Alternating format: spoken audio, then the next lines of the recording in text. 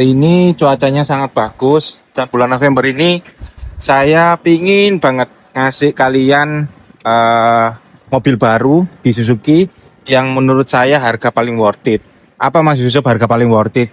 Nah, ini adalah unit SL7 Zetamatic. Ini tipe terendah di varian SL7.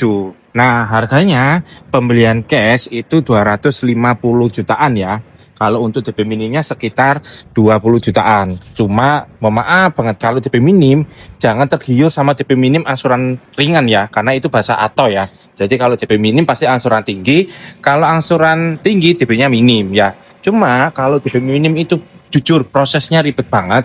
Kalau saya menyarankan lebih bagus DP besar, tapi bunganya murah, angsuran juga ringan, prosesnya juga gak ribet teman-teman. Tapi paling bagus sih cash 1 hari kirim. Kalau selama unitnya ada di saya ya. Yuk kasih SL7 Zetamatic. Harga paling worth it.